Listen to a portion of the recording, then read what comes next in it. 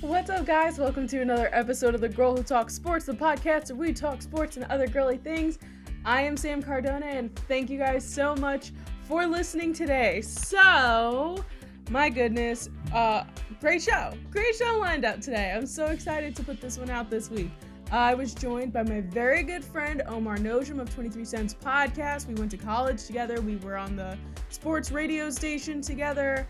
So we go back, we kind of figure out how he got into sports and podcasting and all that stuff. And then we talk about an array of different things. Obviously, big news this week, J.J. Watt went to the Cardinals. We talked about that. We talk about the Russell Wilson drama that's going on. Is he going to get traded? Is he not going to get traded? Who knows? We discussed that, and we also discussed The Bachelor a little bit. The NFL world and the Bachelor Nation are colliding currently, and they've been colliding for years at this point, but now it's getting more and more in depth with the other. So Omar is a big Bachelor fan, so we go into that and we talk about everything that's going on in Bachelor Nation in the NFL. It's a ton of fun. So I'm very excited to show you guys that podcast. But first, we gotta do our plugs, people. So, guys, don't forget to subscribe or follow on all podcasting platforms. Apple Podcasts, Google Podcasts, Spotify, wherever it is that you get your podcasts from, make sure to subscribe to The Girl Who Talks Sports on there and leave a review. That's very important. And don't forget to subscribe to our YouTube channel, The Girl Who Talks Sports. Make sure that you subscribe to that because we post full-length podcast episodes on there. We post extra content videos. It's a ton of fun. I'm currently in the works with an extra content video that I talked about last week on the show a little bit. I've kind of dropped the ball on it, but I'm still in the works with it, editing it and everything. It takes a lot of work to do this stuff, people, so bear with me. And don't forget also to turn on notifications to make sure that you get notified every time I upload a new YouTube video. And finally, don't forget to follow us on our social media channels, TGWTS Podcast, on both Instagram and Twitter. Both of those are the same ad, so make sure that you give us a follow on there. All right, guys, before we get into everything, got to do a little affiliate read for you guys. And I want to talk to you guys today about Instacart. So Instacart is a way that you can get local and fresh groceries delivered right to your door in as little as 1 hour. Like very, very quick stuff, people. It's very great. So they give you an unlimited grocery delivery for one low monthly fee, as opposed to some other apps that you might use that might be, charging you extra fees for things, delivery fee, all that stuff. Instacart is one low monthly fee, and they deliver to your front door. You're not tied down to just one single store. You can, get from several different places. They'll pick everything up. It's a person actually out there picking your groceries up for you, and they're very, very gentle with everything, so you don't have to worry about your eggs being broken. And they scoop up all your food, they hand select your items based on your preferences, and they bring them right to your door. So to start a 14-day free trial, click the link in the show notes so that they know that you were sent by me, Sam Cardona, the host of The Girl Who Talks Sports, and it helps to support our show as well. So please make sure that you give that a look-see. So, Instacart, never step foot in a grocery store again. Before I get into the interview with Omar, which is very, very exciting, just want to talk very, very quickly about something. I just want to talk really quick about Dak Prescott because I just saw something that said Dak Prescott is out here saying, we're talking about Dak Prescott's contract right now. We want to see, is he going to get paid? Is he going to get franchise tagged? It's a very much back and forth situation as it once was in the past. But I just saw something on Instagram that said that he's looking for Patrick Mahomes money. Patrick Mahomes, obviously, $500 million he's getting paid over the course of 10 years. Now, I don't know if Dak wants $500 million over 10 years, or if he wants that amount of dollars per year for a shorter amount of years or what have you. Like, I don't know if he wants $250 for 5 years or whatever the case may be. We're not in that room with them. We don't really know. But we've talked about this in the past, whether Dak is worth the money or not. And to be quite honest, I do believe that Dak Prescott should be paid. The Cowboys were on track to do some great things last year before he got hurt.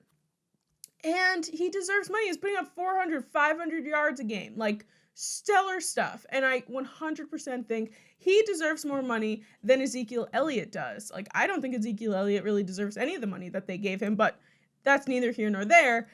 Dak Prescott asking for Patrick Mahomes level money is a different story. I just kind of wanted to throw my opinion out there before we get into all this. I wasn't planning on talking about this, but just a quick thing. I just can't see comparing the two is, Patrick Mahomes has a Super Bowl under his belt. They gave him that money because he was able to win them a Super Bowl, and they brought them to another Super Bowl this year despite losing. But, we've talked about it many times in the past. I don't think Patrick Mahomes lost that Super Bowl. I think that was all his offensive line. So I don't see the correlation there. I 100% think that Dak should be getting a contract. I have a feeling that they're going to franchise tag him anyway, which is unfortunate because obviously you don't get as much money as you would have under a franchise tag. But I just don't think that they're equal in terms of their contracts right now. And that's just all I'm going to say about that. That's a little too much for me. So without further ado, I don't want to dwell too much on Dak's contract deal until it's actually solidified and in, actually what we know it actually is. Let's get into this interview with Omar Noujoum, host of the 23 Cents podcast. Okay, everybody, we are joined today by my friend Omar Noujoum of 23 Cents podcast. I'm so stoked to have him on. It's going to be a ton of fun. We got a lot of stuff to go over. Omar, thanks so much for coming on. Absolutely. It's a pleasure to be on. I don't think it's as riveting that I am the boy who talks sports on your show. I don't think that is as fun, but I will try to be as entertaining as possible. I will try to live up to expectations. But one thing I just want to say right off the bat, my backdrop compared to yours, I'm embarrassed. I'm embarrassed right now, but it's okay. It's okay. But yeah, very, very excited. Pleasure to be on. Can't wait. Let's do this. Yeah, we're going to kind of do your origin story, how we got into all this. We met in college at the sports radio station. We'll talk about that a little. And then some breaking news went down today, which, yes, I'm sure many people know what we're talking about at that point, but I'll keep it a little secret till we get to it. And then we are going to talk about The Bachelor, which, believe it or not, is in fact a part of sports now. Yes. In my opinion, The Bachelor is sports anyway, but now somebody else is involved to make it even more sports. So we got a ton of stuff to talk about today. But what I want to ask you kind of first is the beginning of everything. How did you yourself kind of get into sports, and, what was it that kind of made you like them so much? Yeah, so it's actually pretty interesting. I think a lot of people, their origin stories as a sports fan revolve around whether it be like parents, older brother, older sister, something of that nature, something in the actual household. But funny enough, that it could not be further from my story. My mom and dad did not care one bit about sports, and if it was up to them, I would not be a sports fan. I would never have played all this stuff. But I quickly became best friends with my friend Lewis in preschool and then elementary school. Shout out Lewis.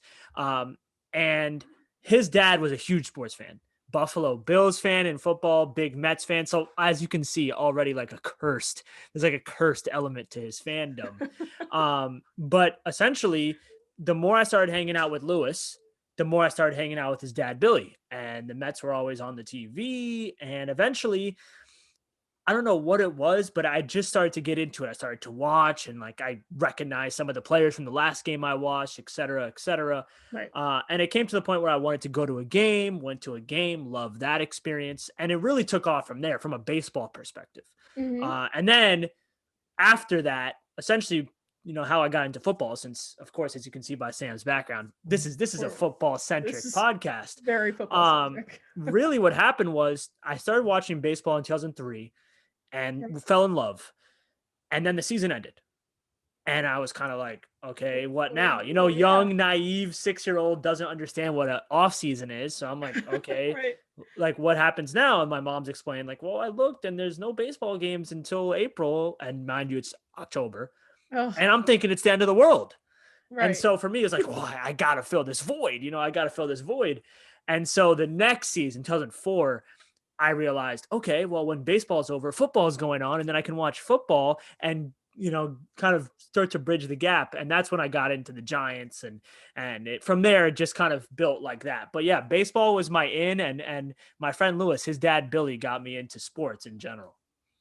That's awesome. That's so cool. And I love that it was at such a young age that, Right. I feel like I knew what sports were when I was younger, but I wasn't like into them. So to Mhm. have like, a 6-year-old Omar running around rooting for the Mets is like Yeah. a vision. I love it. Exactly.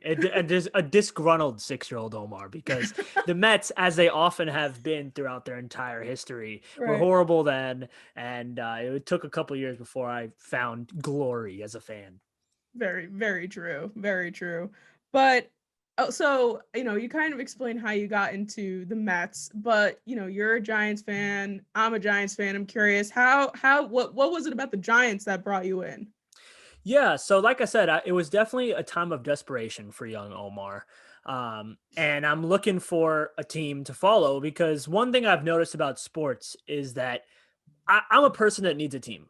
I know a lot of people Mhm. out there that are casual fans that like to watch a league per se, and don't really have a team that they follow. And I can totally get behind, like I could see why it's makes sense. But for me, I've always been somebody, even from that young age, that needed a team, just somebody that I could stake my fandom to. Right. And so actually, it was pretty easy, because when I was coming into the world of football, Eli Manning was new to the Giants, and he was obviously the hot topic, player. Yeah. And so back in the day, when I started to get into baseball, I was always my mom would always buy me the reprehensible New York Post. But at the time it was all about sports. We didn't know anything Yeah. about politics. But she always bought me the Post, and I would just read from the back page on and go look at the box scores and everything. And of course, that time, every back page in football season was Eli Manning, Eli Manning, Eli Manning, because he was Right. the talk of the town. Number one pick coming in. And so basically from there, I was like, okay, well, even a young sports fan, Omar, was like, I'm picking up this team from the bottom. They were terrible, and they got this new guy who I can follow. And obviously, we all know how that went incredibly well. Couldn't have Right. expected it to go that well. Right. But yeah, I kind of got in on the ground floor of Eli Manning's career, and came in with him. So luckily, some of my fandom has gone the wrong way. I'd much rather be a Yankee fan than a Met fan, to be honest. But with the Giants, I got lucky. It just kind of Yeah. happened, and yeah, the rest was history.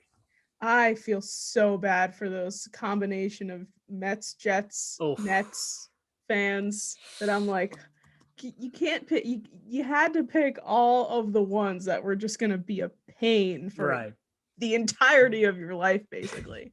So you got to see two Super Bowls with us. We got to see two Super Bowls, which is stellar. I mean, So stellar. I Mhm. don't know how I would feel if we had Eli for this long and he did absolutely nothing for us. So It would hurt. I I'm super stoked about that, and we have that in common. And another thing that we have in common is that we were both at the radio station at UAlbany. So we went to UAlbany together. I'm sure some of you guys know that I was on a college radio station, but Omar was there at the same time as I was. It was called WCDB, you know, the capital district's best, because we were in Albany. We were we were amazing, to be quite honest with you. It was like me, Omar, and like two other guys that were out here, including our friend Gabe, and we just kind of took over the sports part of radio. So I'm curious how like what was it that brought you to the radio station? Like, was it just someone who offered it to you, or did you find it by yourself?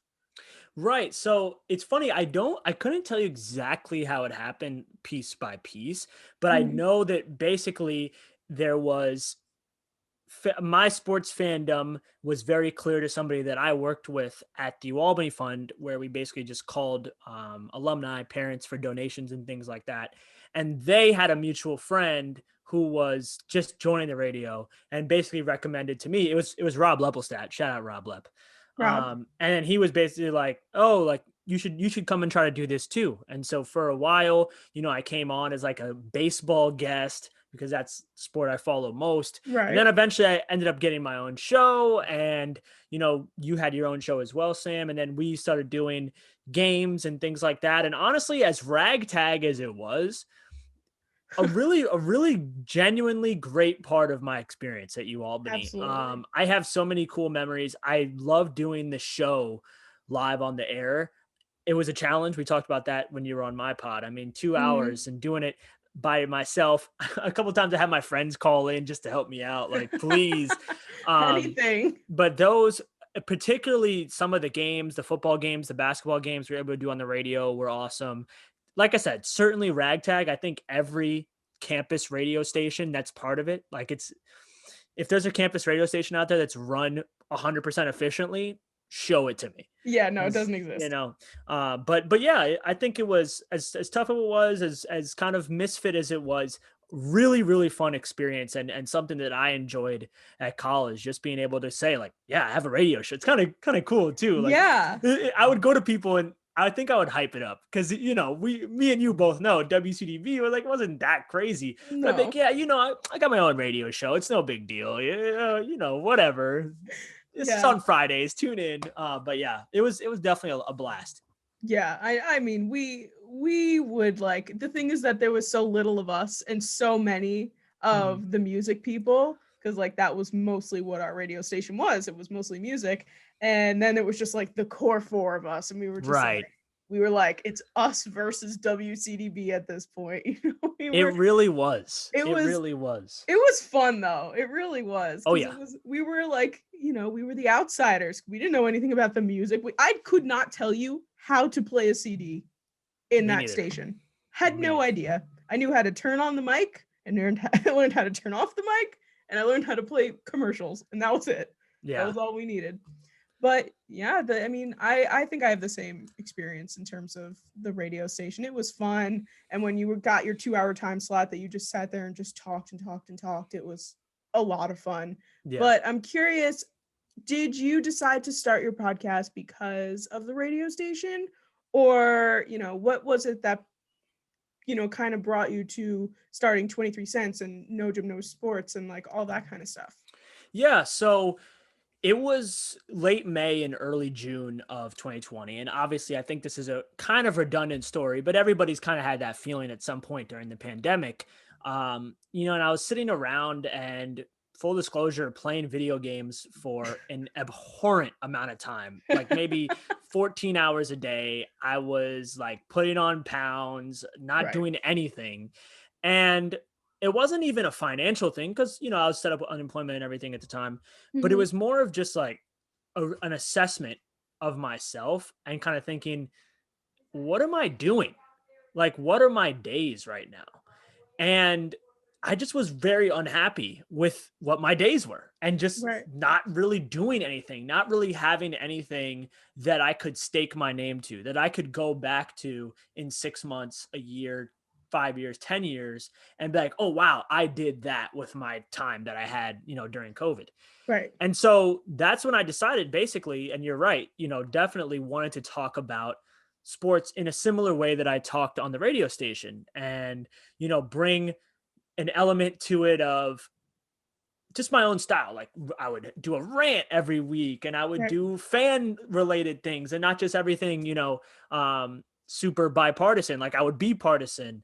And so that's how it really started up for me in June of doing the podcast itself. And then from there, basically what happened, and hence why we're maybe talking about the Bachelor a little bit later, Mhm. there was kind of a second wave of reflection of, I want to do sports. I love sports, but I want the podcast to be more than just that. And I want it to be something that not just my sports side of my friends and family, whatever, will turn to, but other people will come to as well. And I wanted it to kind of blend, where people could come across. So I'll give an example. Okay. I just started a series recently called Flushing 411, which is all things New York Mets, my favorite team of all. Check it out if you're a Mets fan. Mm-hmm. I also have a series going where I talk about The Bachelor each week, which we talked about on my episode. And I've noticed, like, from people reaching out to me, there are people that I know that are sports fans that have listened to the Bachelor episodes and have gone and watched The Bachelor. Mm-hmm. There are people that I know that are Bachelor fans that have gone and like listened to the Mets episode and made a comment.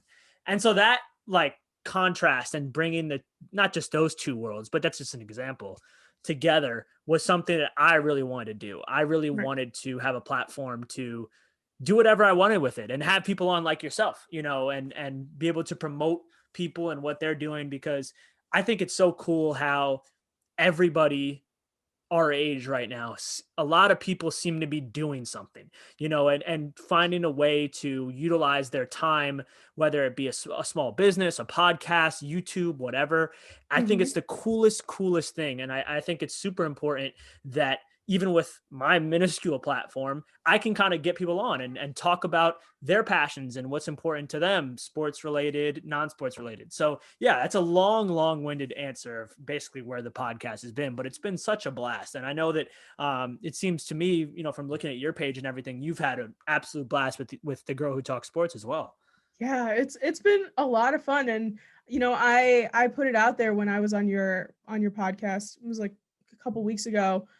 Which you guys can totally still go back and listen to. It's not it's an Yes. evergreen kind of podcast Mhm. that you can kind of listen to at any point, you know, before next football season starts, at least, because we go into predictions for next year. And which was also like I was like, oh God, I can't already start thinking about this. But it was so much fun. And I love that. And that's kind of what I wanted to do this football off season. I'm like, you know, it's a little bit of a slow news, you know, not everything's happening all the time.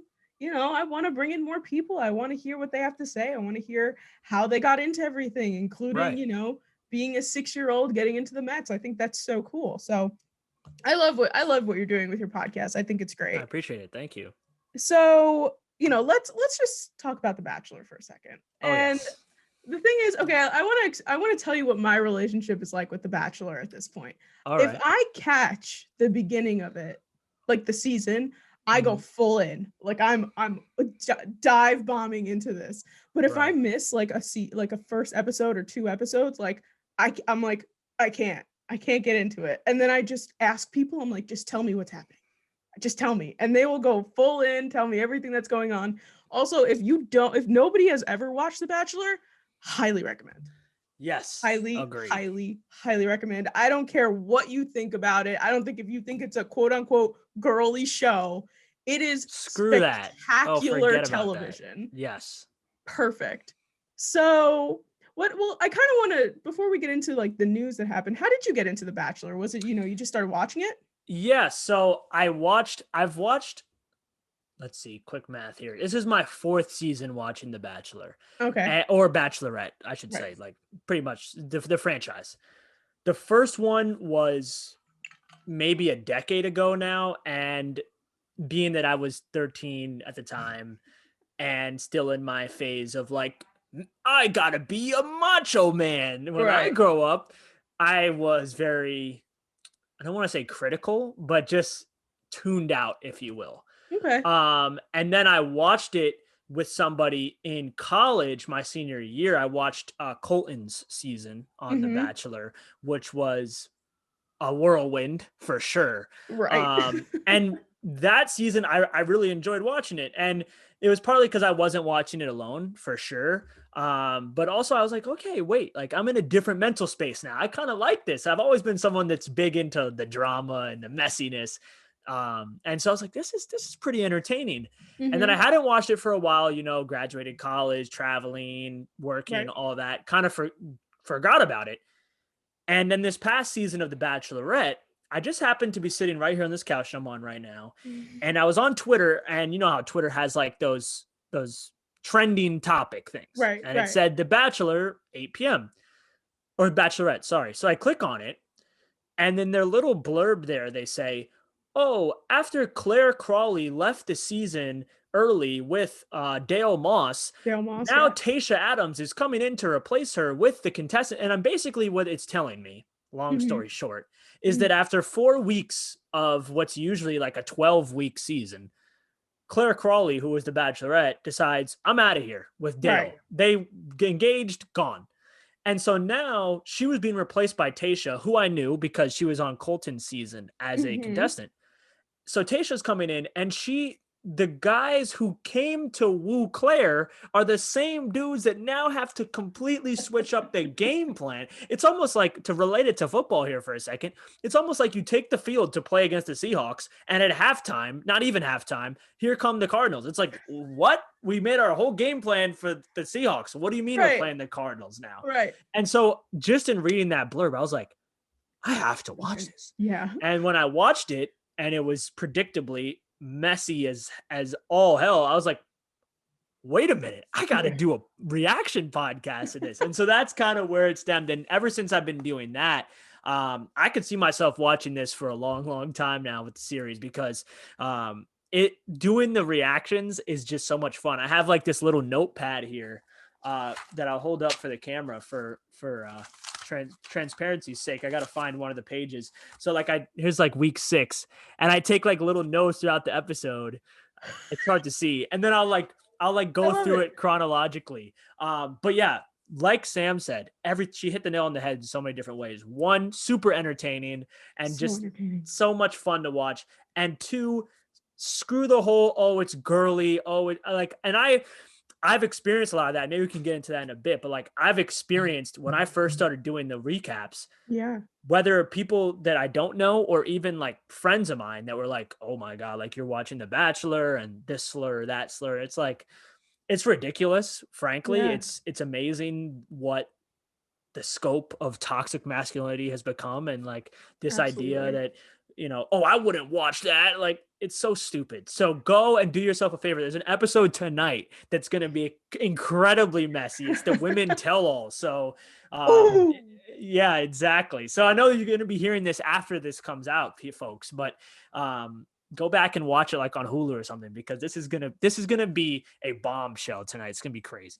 Yeah. And the good thing is that there are football players that go on The Bachelor. Indeed. Which is amazing. And like one of the things, like I know the first full season I ever watched was JoJo's season as a Bachelorette, because she was like what she ended up winning was this man, and he was Aaron Rodgers' brother. And I was like, and then all the stuff came out about Aaron Rodgers and his family and how they don't really get along all that well. And like, there's the football drama for you. And then, Dale Moss, obviously an athlete, all of these guys are involved in The Bachelor now. And now we have Emmanuel Acho coming in to host after the final rose in replacement for Chris Harrison. I need your thoughts. Okay. And first of all, you're so right. Even Matt James, who's the current Bachelor, was a former NFL practice squatter. Yes. So Emmanuel Acho. So first of all, I think we had to, of course, start with the fact this is completely the right move. The whole Rachel Kirkconnell, Chris Harrison situation is such a mess. Go into that a little, because I don't think everybody knows about that. Yeah, so essentially there's a contestant on the show right now named Rachel Kirkconnell, and about halfway through the season there were photos that came out that basically she was at what's called an antebellum theme party, and I didn't really know what that meant until I saw like pictures of her like posing in front of Confederate flags and this and that. And I'm looking and she's from Georgia and I'm like, oh God. And then some more stuff came out. There was a woman who came forward that said that when she was in high school or maybe middle school, Rachel had bullied her about dating Black men. Like it got bad very quickly. And so essentially it puts everybody in a bad spot. It puts all of us, the viewers, in a bad spot, because this contestant, Rachel, this stuff should be found out. And that was my big thing on my recap from that week, that recap episode, was that the fact that Redditors are finding this stuff, but the producers of a show that's on ABC, nationally Right. televised show, aren't finding it and getting paid to to vet the contestants, it can't happen. And so essentially also it puts Matt in a really bad spot because a lot of us fans believe that she's going to win. It looks very clear that she's going to win the season. It looks like they've kind of not known what to do with her in terms of her screen time because she's going to win and they don't know how to handle that. So here you have Matt. He's on this show. There's no way he's thinking that somebody with that past has made it through and is on the show. And so he's fallen for this girl. Matt is a black man, and now he's got to find out all of this. It's just so crappy. It's just such a bad situation, and it's a real shame. Then Chris Harrison, who's the host of the show, has been for many, many, many, many seasons. He was asked a question about it by Rachel Lindsay, who's part of the franchise history. Right. And basically his stance was, this was all happening in 2018. It was a different time. And that darn cancel culture, oh, goodness, cancel culture. That's who's really at fault, not the person who's done the bad thing. It's the fact that someone found out, which was ridiculous, obviously. He was spoken out against heavily, and he decided to step away. And now in steps Emmanuel Acho. So for me personally, I'm very familiar with Emmanuel Acho because I knew him when he was a highly touted player at University of Texas. That's really where I know him from. He was a football player there. He went on to the NFL, had a short career in the NFL, I think 4 years or so. Yeah. And then since then has really become a voice, if you will, in a lot of different ways. He's been on Fox Sports 1 as an actual sports analyst, but he's also done a lot of talking when it comes to racial issues and racial inequality in the country. I don't have the name handy, but he just published a book. Was it Uncomfortable Conversations with a Black Man? I think it's called. Okay. But so he's very, I don't know how to describe it other than he comes across as the pick. He comes across as the pick of who the Bachelor would want to turn to right now. And he definitely has the charisma. He hosts a daily talk show. So it's not like this is some random person that's not has any TV experience. I think what remains to be seen, and I think the biggest thing that we're all going to look for as fans of the series and Bachelor Nation, if you will, I have no doubt he's going to do really well. I think he's made for this. The question is he going to stick? Because that's the thing you always wonder, right? Chris Harrison steps away to take a leave of absence, but if Emmanuel Acho comes in and he's doing really, really well with it and running with it, and he's a new face, fresh face, he provides more diversity for the show, which is sorely needed. Are they just going to go back to Chris Harrison? I find that hard to believe if Emmanuel Acho does really well, and I find it hard to believe he's not going to do well. Yeah, no, I think that this is going to be very, very good, and I'm curious to see, like what you were saying, if it's going to end up being, Chris Harrison coming back, because obviously he's got a bit of seniority on him, apart from, maybe he was saying some stuff that not everybody was agreeing with, and so on and so forth. By the way, 2018 is really not that long ago. Don't even get me started on this. Yeah, don't even it's just 2 years so ago, ridiculous. Technically. So it's so ridiculous. But either way, I think that he's going to do great. And I think that kind of like what you're doing right now with your podcast, it might bring in some other people, someone might look at, and see Emmanuel Acho and be like, oh, I know him. Oh, he's doing The Bachelor. Oh, maybe it's not all just whatever. Good point. And, it's going to bring in, stereotypically more male viewers, which would be great for The Bachelor because they, the thing is though, once you get into it, I know because when I was watching Peter's season, I was on my last leg with Peter's season. Don't ever watch Peter's season if you're going to go back. Thank God I skipped that one. If anybody's thinking about going to watch The Bachelor now, do not watch Peter's season. You will rip all of your hair out. It's ridiculous. So I'm watching Peter's season. And I'm watching it, kind of on my own, but every once in a while I'm like, okay, I need to watch an episode. I watched it at my boyfriend's house. And then all of a sudden the next day he's texting me and he's like, so who did Peter end up Mm, voting off this week. And I'm like, oh, well, actually, he mm. voted off this person. And he was like, really? And I'm like, once you get into it, you're like stuck in like a barrel of tar. You cannot get out. Right, It right. is It so really hard. is. It's just, again, it's all, and I've said this again from my perspective on it, being a male heterosexual sports fan, rah Right. rah rah. And I've said, like, it is all stigma. If Yeah. you're really just not into drama and reality TV, okay, that's different. Like, it's possible. I could see why someone, even if they gave it a chance, may not be for them. I Right. get that. But if you're just saying, like, oh, the stigma, oh, I don't like, it's reality TV, oh, like, it's for women, whatever, you're missing out. It You're is so missing good. I out. can't wait. Every Monday night, I'm going to be tuned in. My mom watches it with me now because she's into it. And it's a good thing because she's always the one that has the way stronger takes, or at least a stronger wording. And so when I'm doing my recaps, I'm like, my mom said this, and I don't know. I'm not going to, stand by, because she's the one that's like, does not even care. And Yeah. now they've been doing this casting call ads for like seniors. Like, it says seniors looking for love. And I'm like, Mom, we're getting you on. You're going on a show. Oh man, it would be so funny. But I yeah, give love it a that. shot. Give it a shot. If you're listening to this, you've never watched it, just give it a shot from the beginning in a season, follow it through. Hopefully you have a good lead this season. Matt James sucks. So Super I boring. haven't been following Matt's season all that Oh, much, but my best friend is like, she watches all these seasons and she's the one that recaps me on everything. She's like, you're not missing anything. he's so he my name for him that I've been calling him on the podcast, and maybe this is a little hurtful, but I can't help it. I'm a New Yorker. Go I for just it. call him the Keebler cracker because that's what he reminds me of.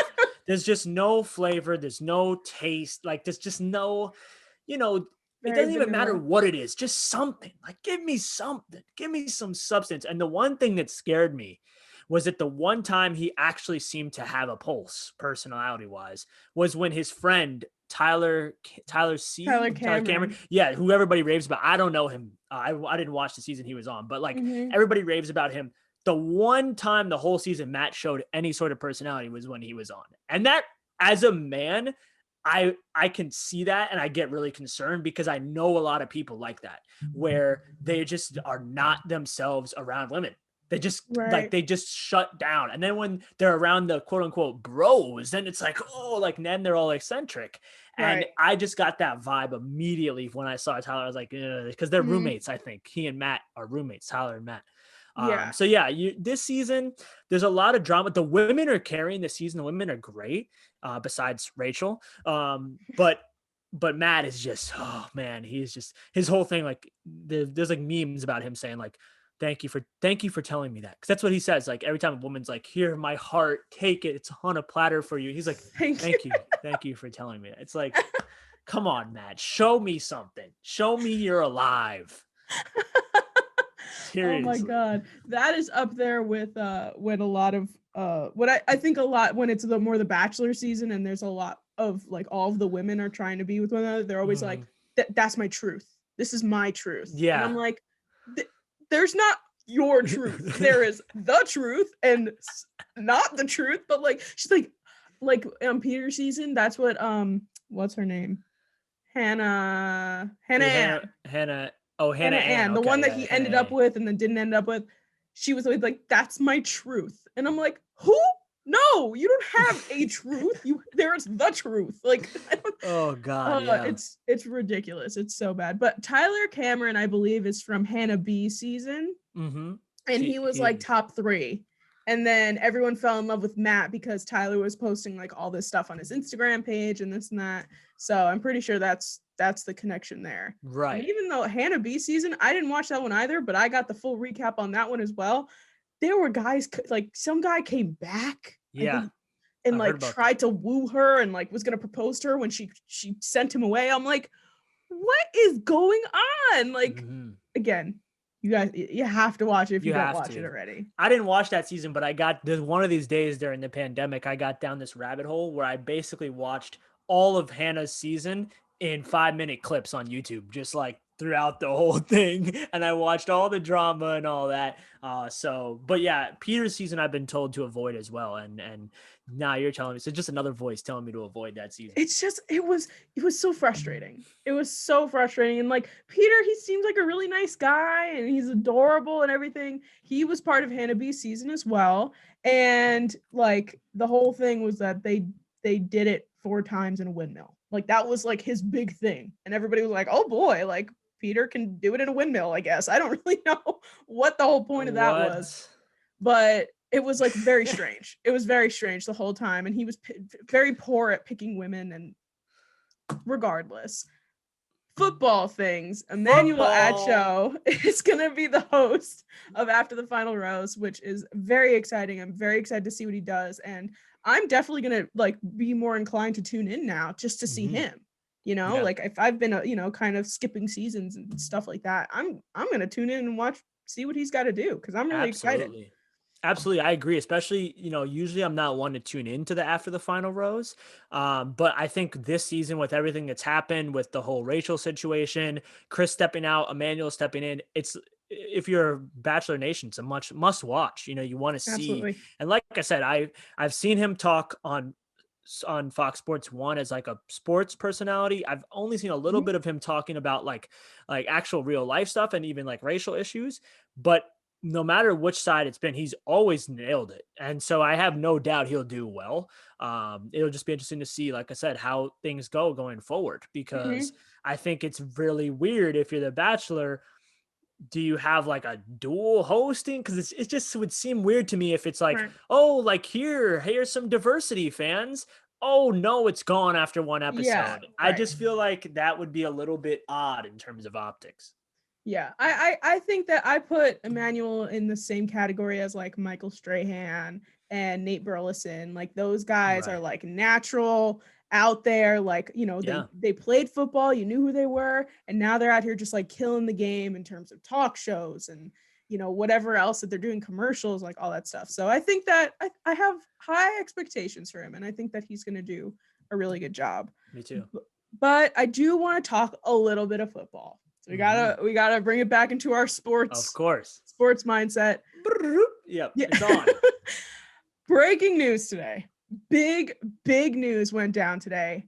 JJ Watt signed with the Arizona Cardinals.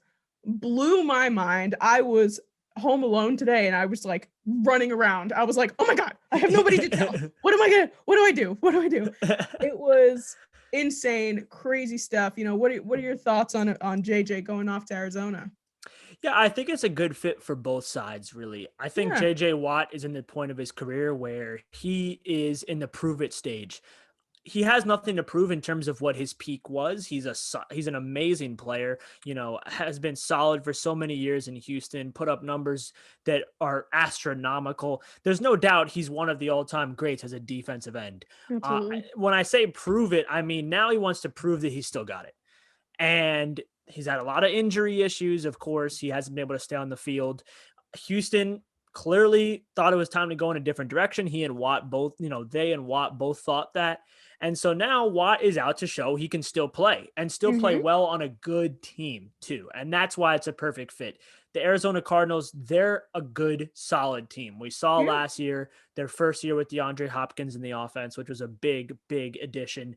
And they looked the part. They looked a whole lot better. They kind of faded a little bit down the stretch. Kyler Murray seemed like he wasn't 100%, had a shoulder issue, had a leg issue. But this is a really big addition to the Arizona Cardinals defense. There's no doubt about it. In my mind, JJ Watt can still play. He might give you 12, 13 games as opposed to 16 or 17. I know that there's some rumors it might be 17 next year. I don't think he'll play a full season at this point in his career, but when he's on the field, he's good for, rushing the passer all day, maybe getting a sack or two here and there, depending on the game. And so for a team like the Cardinals who feel like they can contend, this is a winning move for them for sure. Your team gets better. You bring in a leader to a great guy off the field by all accounts. We know what he did during Hurricane Harvey. So a win-win for both sides, I think. A win for Watt, a win for the Cardinals. Yeah, and Watt, he signed a $31 million deal. Like, talk about money, and you're Yeah. 32 years old and you have injuries. Like, this is a game changer in terms of just like, in terms of money and stuff like that, which I don't even want to get into right now because it's so many other things going on. But JJ, this was the last place I was expecting him to go. People were like, Buffalo, Buffalo, Buffalo, and I, as a bandwagon Bills fan this past season, I was like, yes, give me JJ in Buffalo. Like, I was all for it, and I was like, the second JJ goes to Buffalo, like, that's a Super Bowl team. Like, that is the piece they were missing. And it was like maybe 2 minutes since he posted that picture of him lifting the weights with the Cardinal shirt on, which was like his official announcement. He was like, source, was him. Yeah, And I was like, did like that, yeah. Yeah, and I was looking at it and I'm like processing my emotions. I'm like, is he saying that he's going to the Cardinals? And I was like, wait a second. And then everything started flooding in and I was like, oh my God, this is gonna be insane. And the thing is too, he's joining up again with DeAndre Hopkins. They play on opposite sides of the ball, but him and D-Hop were like, they're boys, and they came from Houston together. And then, of course, everybody starts blowing up about Deshaun again. They're like, Deshaun to the Cardinals, Deshaun to the Cardinals. I'm like, did you guys forget that Kyler Murray exists? Yeah. He's still there. Yeah. Like, you can't just throw him to the side and have DeAndre Hopkins on your team. Like, that's not how it works. But I love the offseason. I love it so much. It is my favorite time of the year. Basically. It's heating up, Sam. It's time for the off season. Oh yeah, God. It definitely is fun. And I think you made a very good point about him rejoining with Hopkins. Obviously, there's not going to be a reunion with Deshaun Watson here. This is Kyler Murray's team. But you're right. 31 million. I think a big figure as well. 24 million, I believe, is guaranteed of that 31, which is pretty hefty for a player of his age that's had his injury history. Yeah. Always want, power to the players. Good for Watt to get paid. I'm always going to side with the players, especially a guy like Watt. And again, I just think it's a really, really good move. I know Buffalo, I know you're spot on about that because I told you, like, my friends, I have a couple of friends who are big diehard Bills fans. They were disappointed, undoubtedly. And this would have been a big move for the Bills. But if you are a Bills fan listening, remember that it's March 1st. There is time, so much time. And there's still a lot of players on the market. The franchise tag deadline hasn't even happened yet. So like, we don't even know who's going to be on the market officially yet. But yeah, big move for the Cardinals to get in early in the offseason and fill a really good spot. Yeah, absolutely. And I think in terms of edge rushers that are available, I'm pretty sure Jadeveon Clowney is finished up with his contract. So maybe the Bills start making moves on someone like him, Vic Beasley. Like, there's some guys out there that they can definitely pick up. Shaq Barrett's the big name that I can think of right off the bat. Again, it's hard to say because we don't know who's going to be franchise tagged, but we do know that in Tampa, they're deciding on the franchise tag between Chris Godwin and Shaq Barrett, and it sounds like they're going to give it to Godwin. Here's Shaq Barrett, who had a good year this year, had 19 and a half sacks the year before. He's going to be available. So Bills fans, keep dreaming. Maybe Shaq Barrett comes to the beautiful, just balmy city of Buffalo, New York. I love it. I love it so much. Yeah, Buffalo, everybody got time. We got so much time. It's up until, things start to, kind of slow down August around that time. So we got months and months of this chaotic off season. Like that, the gif of the Elmo like this with the fire in the background. Yeah. That's that's the personification of this off season.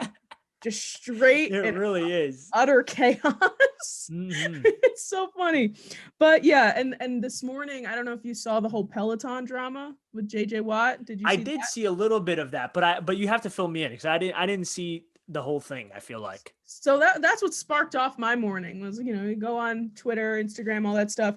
And someone had posted this picture of a Peloton account that said it was KJ Watt with a picture of JJ Watt's face, and it said Super Bowl 56, and then it was like Green Bay, Cleveland, Buffalo, like all spaced out. And I was like, what is this? And everybody was like, this is JJ Watt's official Peloton account.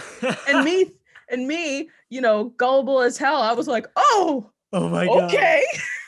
And then JJ comes out and he's like, guys, I don't even own a Peloton bike. And we were like, oh. And then like 5 minutes later, he was like, yeah, I'm going to the Cardinals. And everybody was like, what? Like it was like all in like moments of each other. So the Peloton thing apparently was like a big old scam. I don't know if it's actually somebody's account or someone created it, or I think his brothers had mentioned like maybe they had something to do with it, TJ and Derek, but I don't know if they're joking around or not. But yeah, that's how I started my morning, was JJ Watt Peloton bike drama that then led to the breaking news of him becoming a Cardinal. It's amazing. Free agency. I mean, you said it perfectly. It's the Elmo gif. I mean, you never know what's going to happen. And JJ had a lot of fun with it, which I thought was great. Oh, yeah. I thought it was absolutely great. Yeah, he really did. He was doing his thing the whole time. He was doing great. Mm-hmm. Another person that I kind of want to touch on before we start, kind of wrapping everything up is Russell Wilson. Because I think we talked about it briefly when we were doing your podcast, was that Russell Wilson, there's like weird talks that he might get traded. Me personally, I don't think it's going to happen, but everybody is talking about it and it's like kind of driving me crazy. But what are your thoughts on this whole Russell Wilson things going on in this world right now? Yeah, I mean, it's incredibly interesting anytime you have a quarterback of Russell Wilson's caliber, saying that potentially there's some rumblings that he'd want out. And I think it's important to remember that this is a lot different than the Deshaun Watson situation. Not in the sense that Deshaun Watson's not an elite quarterback, because he is. They're both elite quarterbacks. But Russell Wilson's obviously been in Seattle for a long time. He's won in Seattle. He's won one Super Bowl. Probably should have won two. I think everybody can agree with that if it wasn't for one bad play call.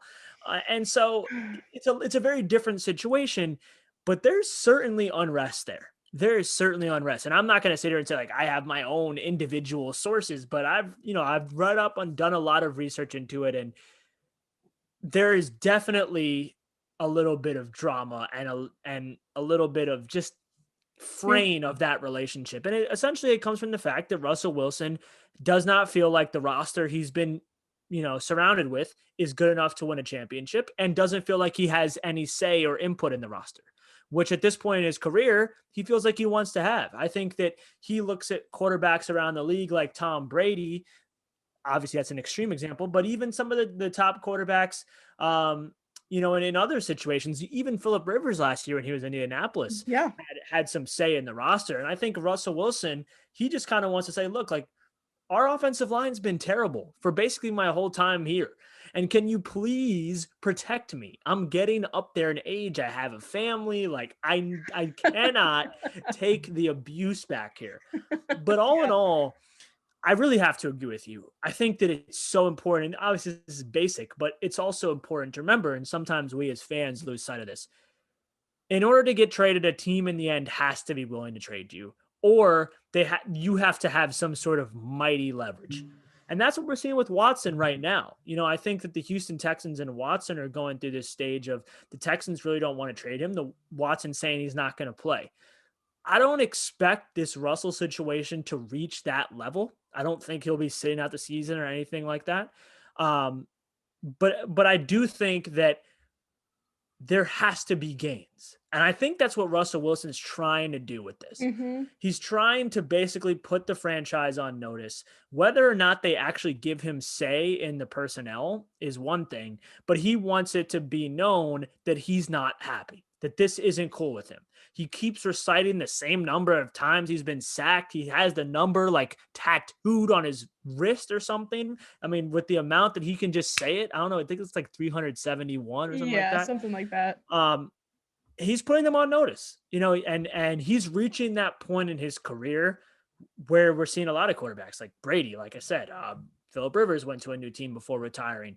This is title time. This is title time. You're trying to cement your legacy. And if Russell Wilson feels like he's not being surrounded with a roster that can help him do that, he's going to express his frustrations. And I think he should. But at the end of the day, I'm totally with you that it's just hard to envision. It's definitely not this offseason, a trade happening. It's hard to do. it's hard to do. It's hard to trade a franchise quarterback. How many teams out there can give you what you're really looking for? Right. And that's what I think we're going to see with Watson too. I think the Texans, part of it is they want to keep him. Part of it is they're scared to not get enough because you're trading a guy who has so much value. And so, yeah, I hope, being that, my family's all in Seattle, they're Seahawks fans, I hope that they find a way for it to work out. But one thing I've seen in sports with quarterbacks, with star players in basketball, and it kind of worries me with this situation, oftentimes when that relationship is frayed, it never repairs. And so unless they go out and really address that offensive line, it could just be that this is coming to a close in the coming years.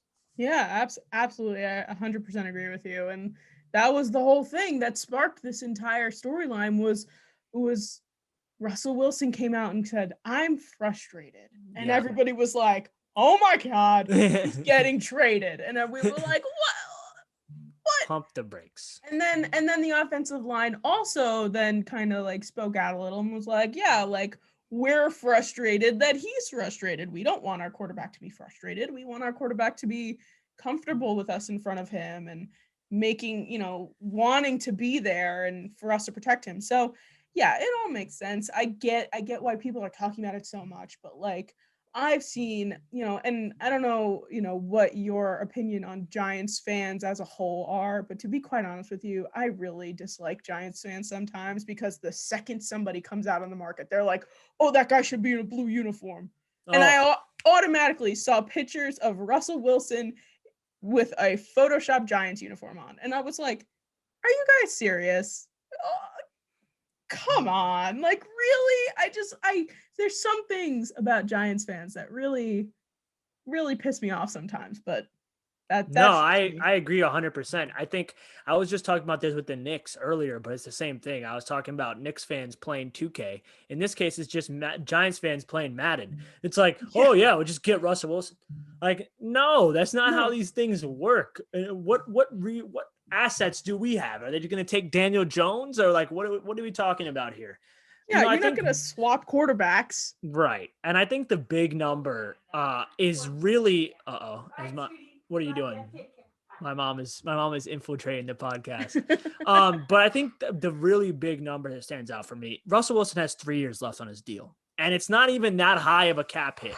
And so there's really not that much incentive to trade him. If it was a 1-year deal left and he was going to be able to walk at the end of this year and he was saying he was frustrated, maybe we'd see something, because then the Seahawks are thinking, all right, we got to get something here before he walks. There's 3 years left. They're still a competitive team. Heck, they were one of the best teams in the NFL in the first half of the season before they screwed up their offense, and now they're bringing in a new offensive coordinator. There's just no real incentive to trade Russell Wilson right now. No. And so I just don't see it, whether it's the Giants or anybody else. I just don't see it. And I think that Wilson is frustrated, but I don't think I'm going to sit out the season and forfeit my contract frustrated. I just don't see that. No, I don't see it either. And yeah, they did have a pretty rough second half of their season, probably starting out on the fact that they lost to the Giants and backup quarterback Colt McCoy. So like that probably was, that kind of spiraled it out of control a little bit. But yeah, I mean, in the beginning of the season, they were like, Russ for MVP. Here he is, he's cooking, he's doing his thing. And like, yeah, we saw that. But, it's after, if things start getting shaken up, then you don't really know what to do. And you struggle going out on your season. And the thing is that if you like compare Russell Wilson to Deshaun Watson right now, like Deshaun is ready to sit on the bench for an entire season to get off of this team because he absolutely hates it. He hates everything about it. He hates the front office. He's seeing, JJ just, get put on a different team already. Meanwhile, it's been much longer that Deshaun has wanted to trade. Right. So it's if anybody should be frustrated, it's Deshaun.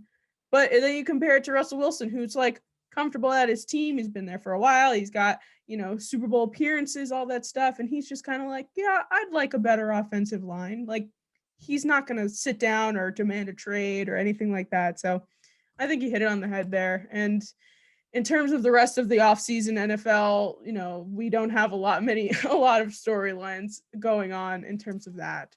But I want to give you a chance to kind of like tell everybody where they can find your podcast and like, if you want to follow them on social media and all that good stuff. So here is your moment to plug away whatever you'd like. Absolutely. Yes. So you can check out the podcast. It's, all the platforms wherever you want to find it. It's 23 cents. You'll see my face there smiling like a fool on the thumbnail, and that's how you know it's that podcast. As I said before, I do a little bit of everything, whether it be football, baseball. I mainly do football, baseball, basketball, and then in terms of sports, and then the Bachelor, I do random, like the other day I ranked my top 10 cereals, which was Nice. way harder than I thought it was going to be. Honestly, cutting it to 10 was excruciating. There's so many good cereals. I can't even Yeah. do that. Yeah, it was hard. It was hard. I have guests on like Sam to talk about what they're up to, all kinds of things. So yeah, 23 cents is the pod. If you want to check me out on Twitter, where I talk about all kinds of bogus, that would be at Omar Noujoum. That's Noujoum. And then you could check me out on Instagram at Omar_Noujoum. So pretty simple. Really looking forward to the off season. Again, we don't have many storylines right now, as Sam said, but they are coming. We know it. Yep. And one thing I will say before I go in terms of NFL offseason, let us all say a quick prayer that Deshaun Watson gets traded, because we as NFL fans do not want to have to witness a season without that man. He is so fun to watch. The Texans organization is a shambles. It's horrible. The owner is a racist. The team is terrible. They are just everything that is wrong with the NFL. And last year they had him on the team and they went 4-12. So there's really not any incentive to like get the value, get the pick, start your rebuilding, and let Deshaun Watson play for a better team, and let him play, period. Because I really believe him when he says he's not going to play and he's going to sit out if they don't trade him. So it's just frustrating on all ends. It's just so frustrating. So again, a quick prayer that Deshaun does get traded. I'm not saying the Texans even get ripped off. Get good value. Just let Deshaun go. If you love him, let him go. That's what I was just gonna say. I'll leave everybody with a beautiful quote. If you love something, let it go. And if it loves you that much, it will come back to you. Okay. So and Watson ain't coming back. Let's be honest. He's not. Watson ain't coming back. But who knows? Who knows? It's true. Anything is possible. But Omar, thank you so much for coming on and being my guest today. I very much appreciated it, and I love talking about all things football and Bachelor with you. It's indeed fantastic. Absolutely, the pleasure is all mine, Sam. Thanks for having me. All right, everybody, we are going to go back to our regular scheduled podcast programming. Okay, guys, I hope that you liked that interview with Omar. I know I did. We had a ton of fun talking about all that stuff. We actually even talked after we finished recording about The Bachelor a little bit more, and we talked about why we think that there should be like a Bachelor, like not segment, but a different show of The Bachelor that's just sports athletes, like as The Bachelor or The Bachelorette. And, like, we were, like, listing off people who we think should be on it, and it turns out that everybody we thought would be on it is all married or has a girlfriend or something. So, anyway, very fun talking to Omar. I hope that you guys enjoyed that. But now we have to get into our segments, and I know usually we have a lot more segments, but we're only doing 2 today. We're doing our Tweet of the Week and our Feel-Good Story of the Week. So, let's get into our Tweet of the Week. All right, this week, our Tweet of the Week, I actually put it on my Instagram story because it made me giggle, and it's from our friend Alvin Kamara. Alvin Kamara is out here living his best life, to be quite honest with you, like just doing big things. So Alvin Kamara came out and tweeted, okay, so I've been breathing Montana air for a few hours and just want to say, I bought a house. I live in Montana now. Leave me alone. Which, to be quite honest with you, yes, I feel that, sir. I feel that. Like, you know, being from a city, when you go to a more rural part of the country, you're like, whoa, did you guys know, like, stars exists? Like, I don't see stars where I'm from. We can't see the sky. And even if I just go, like, an hour north, somewhere to upstate New York. Like, it's wild how different it can be up there. So Montana, which is just like not even close to any sort of like really big city, the air probably smells so sweet and so nice. I've never been to Montana. Like, I don't know, but I'm sure it smells so nice. And then I saw also a video of Alvin Kamara snowboarding, and he starts out so well, and he's like getting into it, and he starts going down everything, and then he just wipes out. And I'm like, I would love to be snowboarding in Montana right now, but alas, I am here. So good for Alvin Kamara, and he is our tweet of the week this week. And we have our feel-good story to wrap up our show for this week. Friends, our feel-good story this week has to do with Aaron Rodgers. And Aaron Rodgers has been out here being a philanthropist left and right, just doing big things. There was a lot of talk about him with the Barstool Fund because he was very involved and donating a lot of money to them and like this and that, which is fantastic. We love that. So they had to deal with like small businesses and things like that. So I guess Aaron Rodgers decided to start his own charity, which is called, very creative stuff by our friend Aaron here, Aaron Rodgers' Small Business COVID-19 Fund. So Aaron Rodgers starting a fund. He throws in $1 million of his own money to start off this fund, which is fantastic. I know, and I'm sure many people know at this point, small businesses right now are struggling a lot with COVID because they have to shut down, or it's hard to be accommodated in terms of, can people go to the stores, or can people order online, or like this or that. So it's very difficult right now. And all of these different funds are giving this money to these small businesses so that they can stay afloat, which is very important to our economy, I guess. I don't really know anything about money.